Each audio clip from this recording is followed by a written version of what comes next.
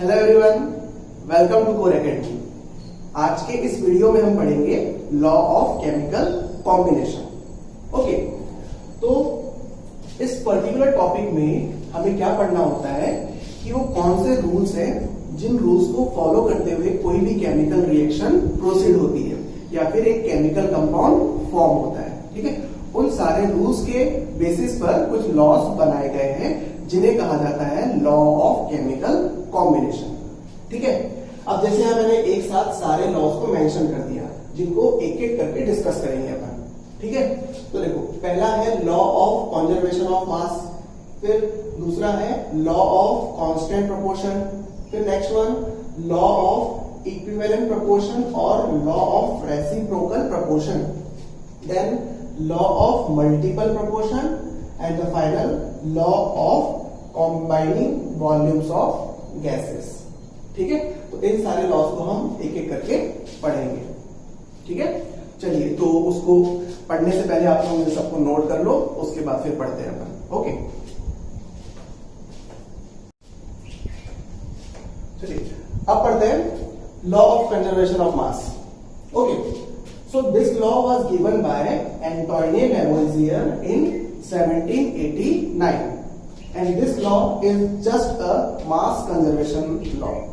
Means in any chemical reaction the mass of the reactants remains conserved. इसका meaning क्या है कि किसी भी केमिकल रिएक्शन में ना तो नया मास क्रिएट होता है और ना ही पुराना मास डिस्ट्रॉय होता है। ठीक है, अब इसको एकदम सिंपल लैंग्वेज समझो। ये इस तरीके से है कि हमने किसी भी केमिकल रिएक्शन में जो स्टार्टिंग में रिएक्टेंट लिया है उस रिएक्टेंट का कुछ ना कुछ मास होगा, उसको मेजर कर लो आप लोग, है ना। फिर उसके बाद उसकी केमिकल रिएक्शन प्रोसीड कराओ और प्रोडक्ट्स जो आप लोगों को मिलेंगे उन प्रोडक्ट्स के मास को ऑब्जर्व करो या फिर कैलकुलेट करो। ठीक है, तो आप लोग को ये नजर आएगा कि जो इनिशियल मास था रिएक्टेंट का वही मास प्रोडक्ट का भी है। मीन्स ना तो कोई मास क्रिएट हुआ और ना ही कोई मास डिस्ट्रॉय हुआ। इसे कहा जाता है लॉ ऑफ कंजर्वेशन ऑफ मास। ठीक है, तो हम अगर इसको डिफाइन करना चाहें तो इस तरीके से डिफाइन कर सकते हैं। According to this law, mass of the reactants before the reaction and after the reaction remain same, that is mass can neither be created nor be destroyed in a chemical reaction. ठीक है, इसका meaning क्या है, तो देखो, mass of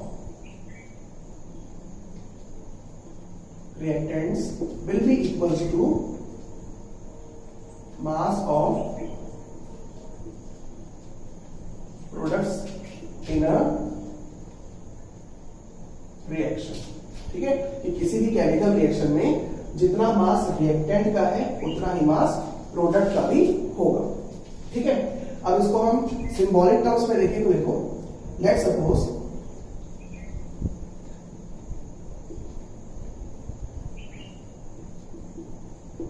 a reaction A plus B to gives C plus D। ठीक है, तो according to law of mass conservation,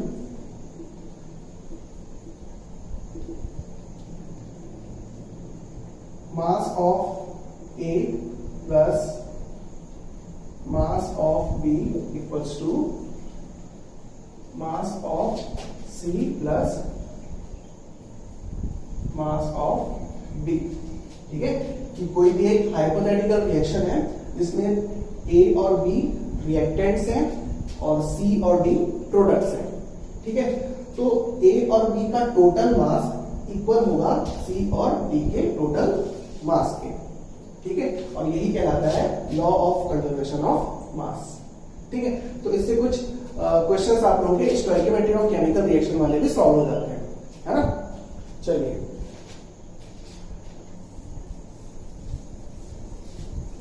फिर अब देखो, इसको अगर एनालाइज करना चाहते हो आप लोग तो इस तरीके से एनालाइज कर सकते हो कि अगर हमारे पास मान लो हाइड्रोजन गैस है और ऑक्सीजन गैस है, उनके बीच में आप लोगों ने रिएक्शन कराई।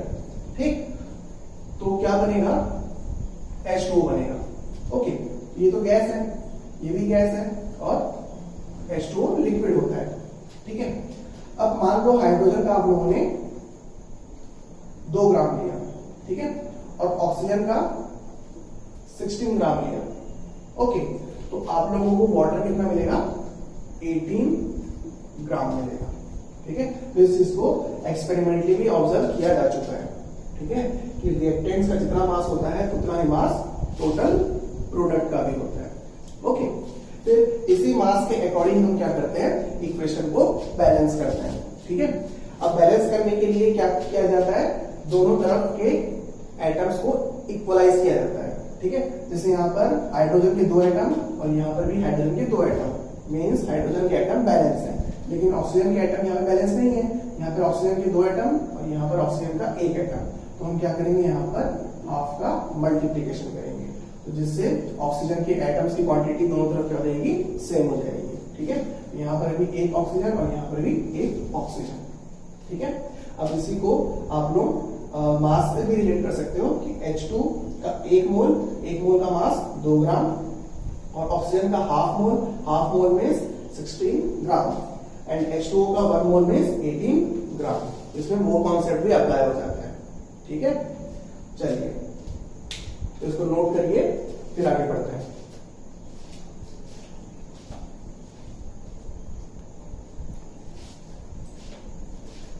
फिर देखो, इस लॉ की कुछ लिमिटेशन भी है कि ये लॉ न्यूक्लियर रिएक्शंस में वैलिड नहीं हो पाता। मींस जब न्यूक्लियर रिएक्शंस होती है तो न्यूक्लियर रिएक्शंस में मास डिस्ट्रॉय होता है, मींस मास का लॉस होता है और वो लॉस्ट मास एनर्जी में कन्वर्ट होता है, ठीक है, जिसके बारे में आप लोग न्यूक्लियर केमिस्ट्री में पढ़ोगे, ठीक है, या फिर न्यूक्लियर फिजिक्स में पढ़ोगे। ओके, तो this law is not valid in nuclear reaction. This law is not valid in nuclear reaction. इस बात का ध्यान रखना। ओके,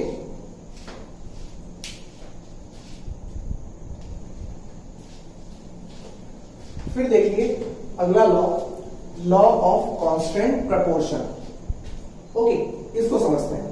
तो सबसे पहली चीज, ये लॉ दिया गया था लुइस प्राउस्ट के द्वारा 1799 में, तो इसको याद रखना है। ओके, फिर हम डिस्कस करते हैं लॉ का मीनिंग क्या है। तो सबसे पहली चीज, ये लॉ स्पेशली डिफाइंड है कंपाउंड्स के लिए, ठीक है। और कंपाउंड्स क्या होते हैं ये आप लोगों ने लोअर क्लास में पढ़ रखा है ना। Compound is made up of 2 और मोर देन 2 एलिमेंट्स, ठीक है। तो किसी भी कंपाउंड में जो भी एलिमेंट्स होते हैं उन एलिमेंट्स के मास की बात की जाती है इस पर्टिकुलर लॉ में, और क्या बात की जाती है उसको देखते हैं। तो देखिए, according to this law any chemical compound is made up of its same constituent elements. Means कोई भी केमिकल कंपाउंड हो वो जिन एलिमेंट से मिलकर बना हुआ होता है वो उन्हीं एलिमेंट से मिलकर बनेगा, चाहे वो कहीं भी प्रेजेंट क्यों ना हो, ठीक है। फिर which are present in definite proportion by mass in it regardless of where the compound is formed or how it is formed। तो इस लाइन का मीनिंग क्या है कि कोई भी केमिकल कंपाउंड जिन कॉन्स्टिट्यूएंट एलिमेंट से मिलकर बना हुआ है उन कॉन्स्टिट्यूएंट एलिमेंट्स का जो मास रेशियो है वो हमेशा क्या रहेगा? कांस्टेंट रहेगा या फिर फिक्स रहेगा, ठीक है। चाहे वो कंपाउंड किसी भी तरीके से क्यों ना बनाया गया हो या फिर कहीं भी क्यों ना बना हो, ठीक है।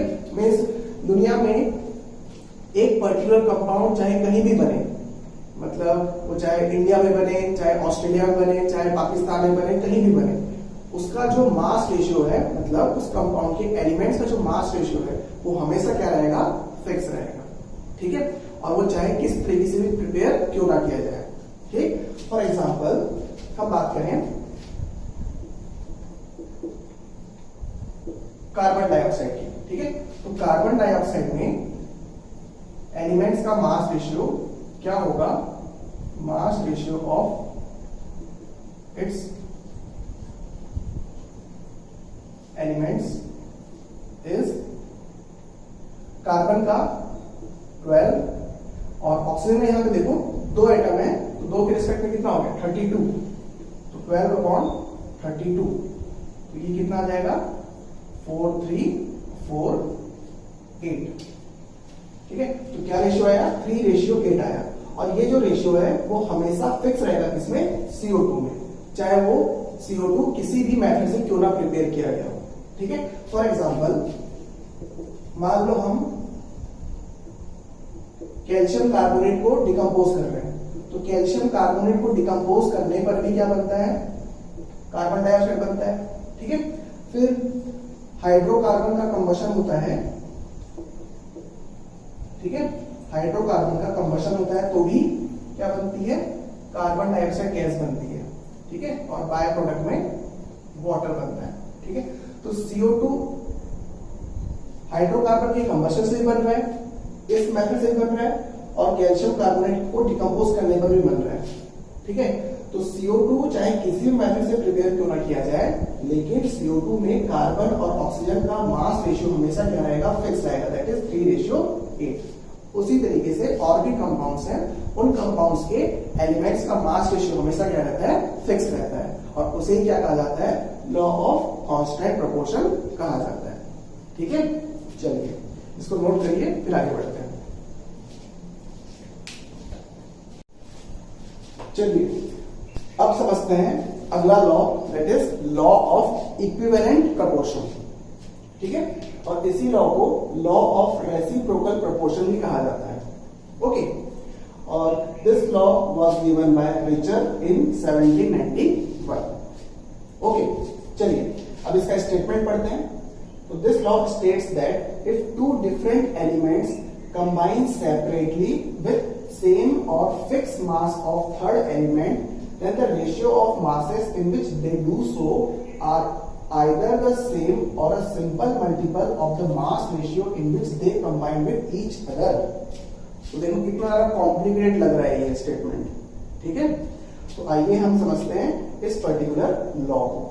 ओके, चलिए अब देखो इस लॉ के अकॉर्डिंग मान लो हमारे सामने 3 एलिमेंट है, X, Y एंड Z। ठीक है, तो ये लॉ ये बोलता है कि अगर दो different element, let's suppose X, Y and Z, दो डिफरेंट एलिमेंट हमने ले लिया, कंबाइन होते हैं separately with a fix mass of third element X। ठीक है, कि हम सपोज कर रहे हैं कि दो डिफरेंट एलिमेंट है Y और Z, जो कि कंबाइन होने वाले हैं कैपिटल X के फिक्स मास से सेपरेटली। अब सेपरेटली का मीनिंग क्या है उसको समझते हैं। तो सेपरेटली का मीनिंग है कि Y X के साथ कंबाइन होकर अपना एक कंपाउंड बनाएगा, और Z X के साथ कंबाइन होकर अपना एक कंपाउंड बनाएगा। ठीक है, और उस केमिकल कॉम्बिनेशन में X का मास क्या होना चाहिए? फिक्स होना चाहिए। ठीक है, तो इसको हम क्या करेंगे? फिक्स करेंगे, फिक्स मास ऑफ X। ठीक है, तो इन दोनों के कॉम्बिनेशन से एक कंपाउंड बना C1। ठीक है, उसमें Y का मास यूज हुआ My। ओके, फिर X और Z के कॉम्बिनेशन में एक कंपाउंड बना C2, जिसमें Z का मास यूज हुआ Mz। ठीक है, अच्छे से समझना इस चीज को। हमने क्या किया है? X का मास फिक्स कर दिया है, और उस फिक्स मास से Y को कंबाइन किया है, जिससे उसका एक कंपाउंड बना C1, जिसमें Y का मास कितना यूज हुआ? My। और उसी X के साथ जिसका मास फिक्स है, मतलब जितना मास हमने इसमें लिया था उतना ही मास इसमें भी लेना है। तो उस फिक्स मास से जब Z कंबाइन होता है तो उसका मास है Mz। ओके, तो यहां पर ratio of Y and Z कितना होगा? My upon Mz। ठीक है, फिर जब Y और Z आपस में कंबाइन होकर खुद का कंपाउंड बनाएंगे, मींस जब Y और Z आपस में रिएक्ट करेंगे तो भी एक कंपाउंड बन रहा है, तो उस कंपाउंड फॉर्मेशन में मान लो Y का मास यूज हुआ My'। ठीक है, और Z का मास यूज हुआ Mz'। ठीक है, तो ratio of mass of y and z कितना होगा, m y dash upon m z dash. ठीक है, तो इस रेशियो की वैल्यू और इस रेशियो की वैल्यू में एक रिलेशन होगा, और वो रिलेशन कैसा होगा, सिंपल होल नंबर रेशियो का रिलेशन होगा। ठीक है, इसी चीज को हम समझेंगे with the help of real example. ठीक है, और यही लॉ क्या कहलाता है, लॉ ऑफ इक्विवेलेंट प्रोपोर्शन या फिर लॉ ऑफ रेसिप्रोकल प्रोपोर्शन कहलाता है। ठीक है, एक बार फिर सुनो कि जब दो डिफरेंट एलिमेंट सेपरेटली किसी थर्ड एलिमेंट के फिक्स मास से कंबाइन होते हैं तो उस केमिकल कॉम्बिनेशन में जो एलिमेंट्स का मास रेशियो होगा वही मास रेशियो जब वो आपस में कंबाइन होंगे उसमें जो मास रेशियो आएगा उसके इक्वल होगा या फिर किसी एक पर्टिकुलर नंबर के मल्टीपल में होगा। ठीक है, तो अब देखो इसको, हम इसको रियल एग्जांपल से समझते हैं।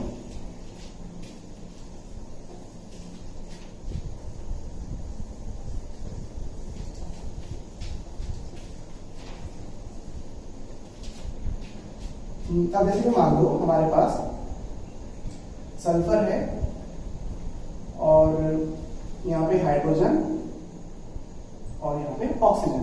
ठीक है, तो हम सपोज करते हैं कि हाइड्रोजन सल्फर के साथ कंबाइन होकर कंपाउंड बनाता है H2S और ऑक्सीजन सल्फर के साथ कंबाइन होकर बनाता है SO2।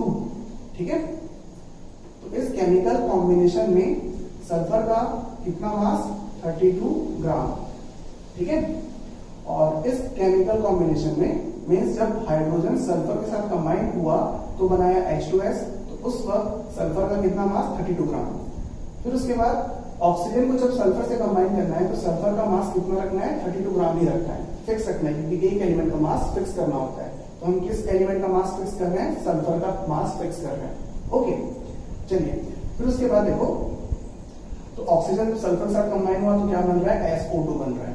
ओके, फिर अब देखो H2S में मास ऑफ हाइड्रोजन कितना यूज होगा, 2 ग्राम। ठीक है, और SO2 में मास ऑफ ऑक्सीजन कितना हो रहा है, 2 into 16 दैट इज 32 ग्राम। ठीक, तो मास ratio of hydrogen in H2S and oxygen in SO2 कितना आएगा, 2/32 दैट इज इक्वल्स टू 1/16, इतना रेशियो आया। ठीक है, फिर अब देखो जब हाइड्रोजन और ऑक्सीजन आपस में कंबाइन होंगे तो बनेगा H2O। अब इस केमिकल कॉम्बिनेशन में देखो मास ratio of hydrogen and oxygen कितना आएगा, तो हाइड्रोजन का 2 ग्राम और ऑक्सीजन का 16 ग्राम, तो ये कितना आया, 1/8। ठीक है, अब इस नंबर को देखो और इस नंबर को देखो, दोनों नंबर में एक रिलेशन है, और वो रिलेशन क्या है कि 1/16 को हम लिख सकते हैं 1/2 इंटू 1/8। ठीक है, यहां पर देखो दोनों रेशियो के बीच में एक पर्टिकुलर रिलेशन है। ठीक है, और रेसिप्रोकल के टर्म्स में देखें तो आप लोग इस पर्टिकुलर रेशियो का रेसिप्रोकल लोगे तो कितना आ जाएगा, 16 मींस इनवर्स, 1/16 का इनवर्स 16। ठीक है, और 1/8 का रेसिप्रोकल कितना आएगा, 8 आएगा। ठीक है, अब ये 16 क्या है, 2 into 8, तो यहां पर भी क्या मिल रहा है आप लोगों को, रेसिप्रोकल में भी रिलेशन मिल रहा है।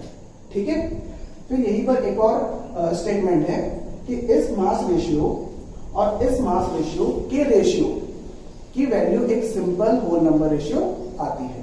ठीक है, मींस हमने जो ये इस कंपाउंड की फॉर्मेशन में हाइड्रोजन का जो मास है और इस कंपाउंड की फॉर्मेशन में ऑक्सीजन का जो मास है उन मास का रेशियो निकालेंगे तो वैल्यू हमारे पास 1/16 आ रही है।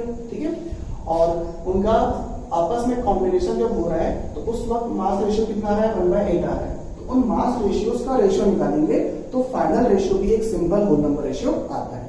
ठीक है, तो देखो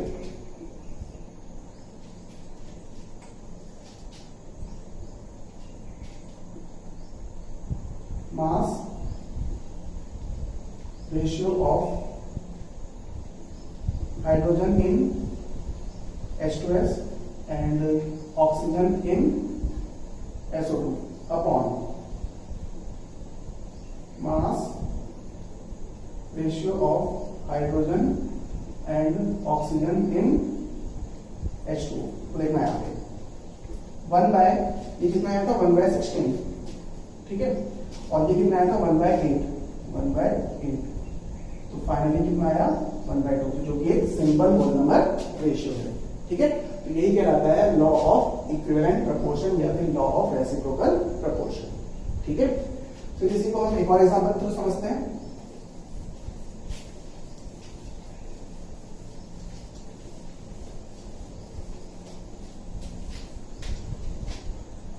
तो लेट्स सपोज कार्बन के फिक्स मास के साथ हाइड्रोजन का कॉम्बिनेशन होगा और ऑक्सीजन का कॉम्बिनेशन होगा सेपरेटली, है ना।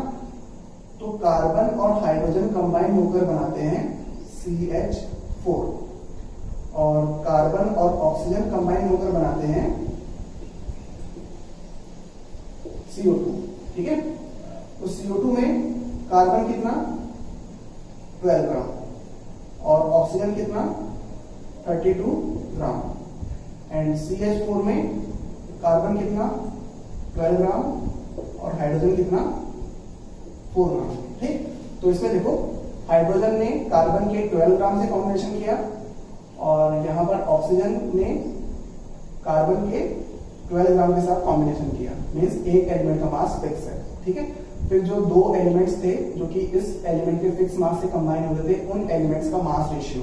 ठीक है, तो मास रेशियो निकालोगे तो वो कितना आएगा, इसमें कितना था 4। मास ratio of what, mass ratio of hydrogen and oxygen, तो 4/32 दैट इज इक्वल्स टू 1/8।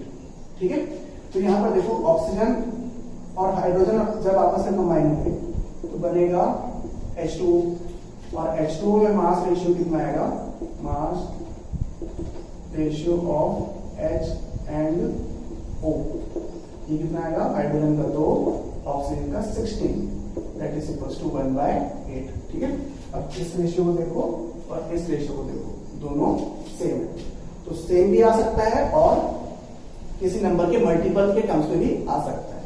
ठीक है, तो यही कहलाता है लॉ ऑफ इक्विवेलेंट प्रपोर्शन और रेसिप्रोकल प्रपोर्शन। ओके, चलिए नोट करिए इसको।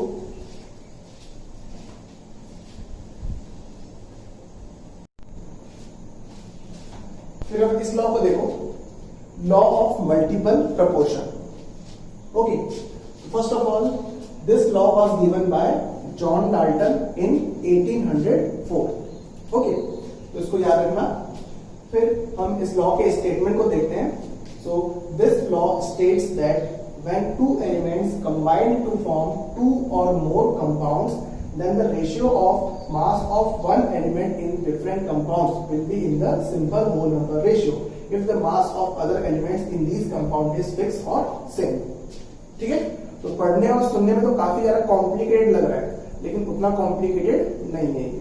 ठीक है, इसको समझते हैं। ओके, तो देखिए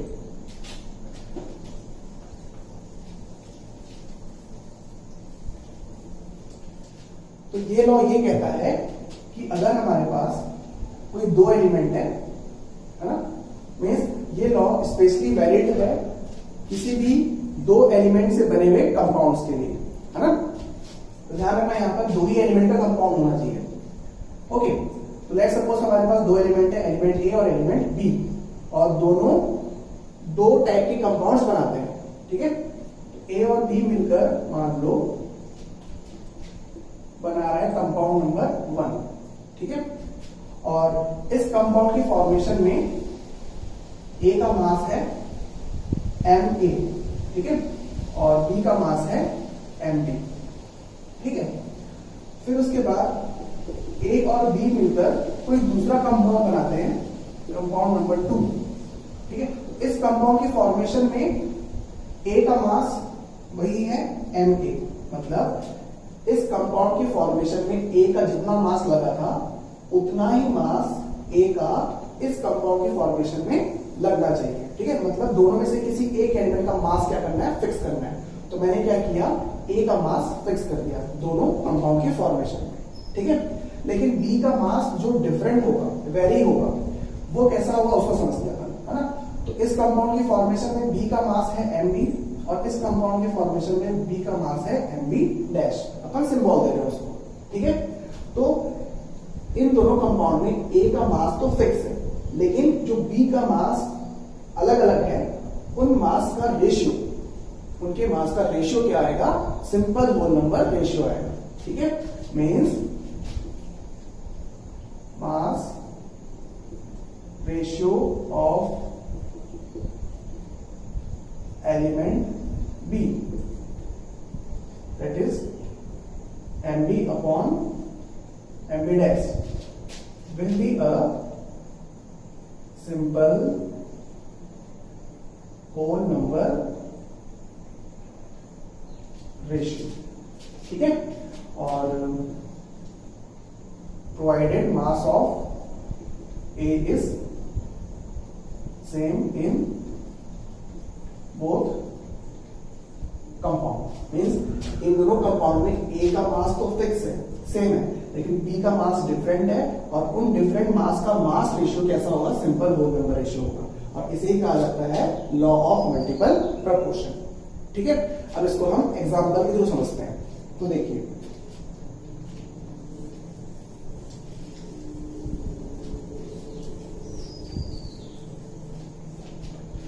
हम एग्जांपल लेते हैं कार्बन और ऑक्सीजन के दो कंपाउंड का। तो कार्बन और ऑक्सीजन से मिलकर दो कंपाउंड बन रहे हैं, एक कार्बन मोनोऑक्साइड और एक कार्बन डाइऑक्साइड, ठीक है। तो इस कंपाउंड में कार्बन का मास कितना है, 12 ग्राम, ठीक है।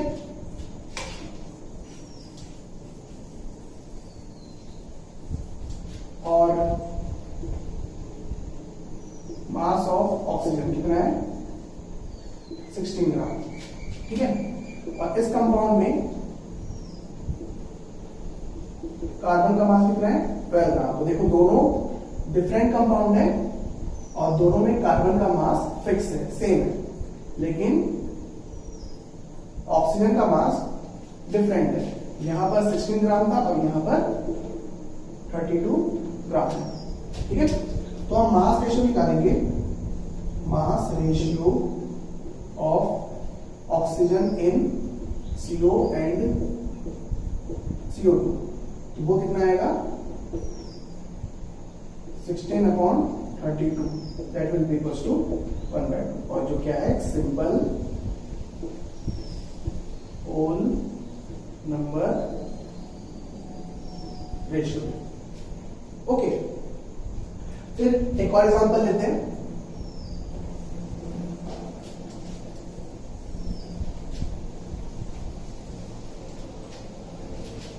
फास्फोरस और क्लोरीन मिलकर दो कंपाउंड्स बना रहे हैं, PCl3 एंड PCl5, ठीक है। यहां पर देखो फास्फोरस का मास और यहां पर फास्फोरस का मास फिक्स है, 31, लेकिन मास ऑफ क्लोरीन क्या है, यहां पर 3 टाइम्स ऑफ द 35.5 और यहां पर 5 इंटू 35.5। तो हम मास रेशियो निकालेंगे, mass ratio of chlorine in PCl3 and PCl5 will be equals to 3 into 35.5 upon 5 into 35.5, तो ये कितना आ जाएगा, 3/5, और वो भी क्या है, सिंपल होल नंबर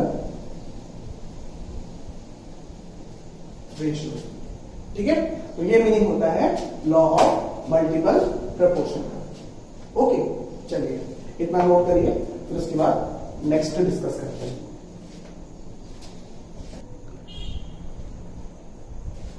फिर देखिए final law of combining volumes of gases means ये लॉ स्पेशली गैसियस सब्सटेंस के लिए वैलिड है, ठीक है। फिर ये लॉ दिया गया था गेल-लुसाक के द्वारा 1808 में, तो इसी वजह से इस लॉ को हम गेल-लुसाक लॉ ऑफ कंबाइनिंग वॉल्यूम्स भी कह सकते हैं, ठीक है।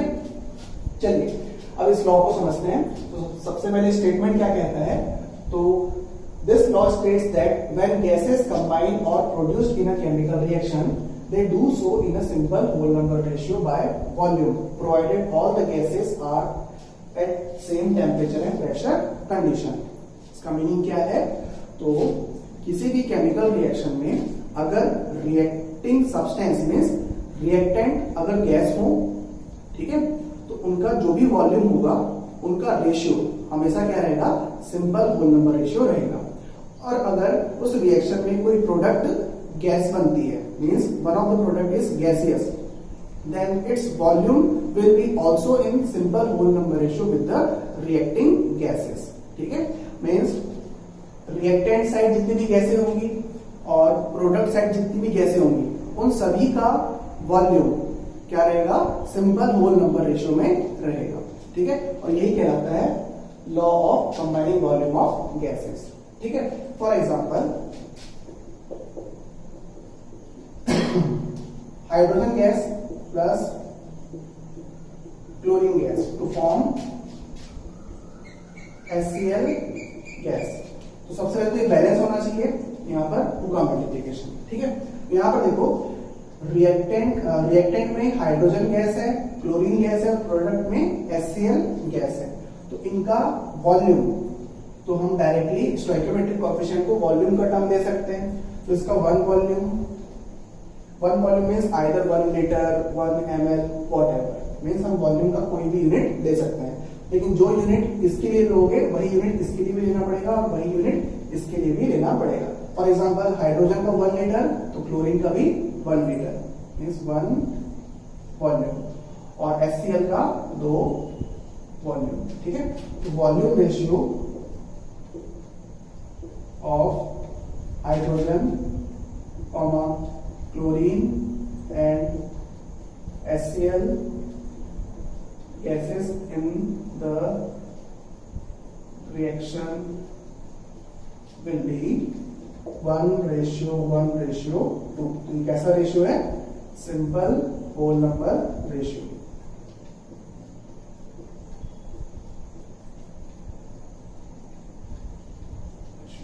ठीक है। फिर सिमिलरली हम अगर बात करें H2 गैस प्लस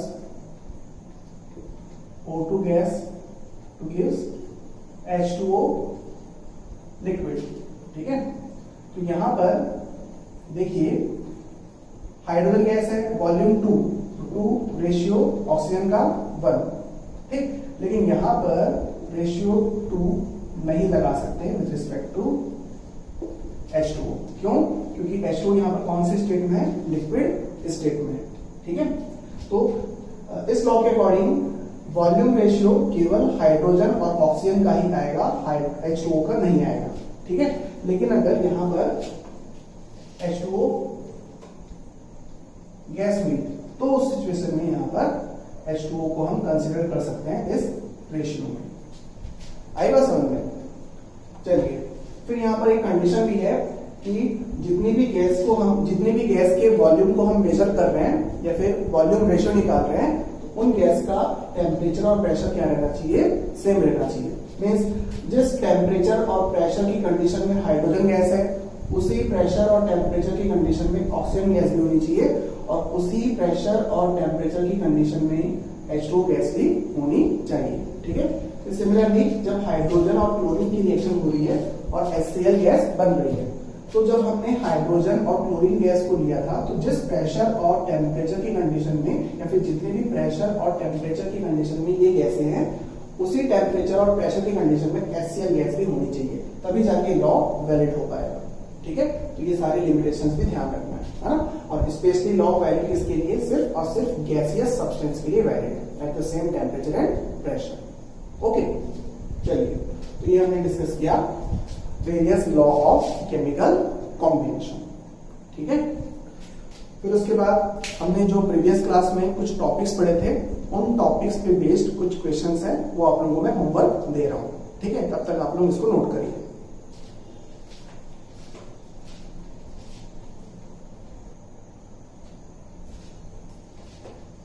यहां पे देखिए कुछ क्वेश्चंस आप लोगों को गिवन है। Question number 1, question number 2, 3, 4 and 5। इन सारे क्वेश्चंस को आप लोगों को सॉल्व करना है। ठीक है, ये होमवर्क है आप लोगों का। और ये स्टार्टिंग के first, second, third, fourth question आप लोगों के प्रीवियस क्लास के बेस्ड है, तो उसके लिए आप लोगों को प्रीवियस लेक्चर देखना पड़ेगा। ठीक है, और ये क्वेश्चन आज के टॉपिक पे बेस्ड है। ठीक है, चलिए, तो हमने first chapter that is basic concept of chemistry में वेरियस टाइप के कॉन्सेप्ट्स सीखे। ठीक है, जिनको आप लोग आगे आने वाले चैप्टर्स में अप्लाई कर सकोगे। ओके, फिर नेक्स्ट क्लास में हम नया चैप्टर स्टार्ट करेंगे दैट इज एटॉमिक स्ट्रक्चर। ठीक है, तो आज के लिए इतना। तो सारे क्वेश्चंस आप लोग कंप्लीट कर लो, और जितने भी वीडियोस बन गए हैं उन सारे वीडियोस को देखो, और जितने भी क्वेश्चंस आप लोगों को दिए गए हैं उन सबको सॉल्व करो और कमेंट करो, और जहां भी डाउट हो वो आप लोग पूछ सकते हो। और जिस किसी भी टॉपिक में आप लोगों को ज्यादा डाउट होगा उसके लिए आप लोगों के लिए फिर से वीडियो बना दिया जाएगा। ठीक है, चलिए, ओके।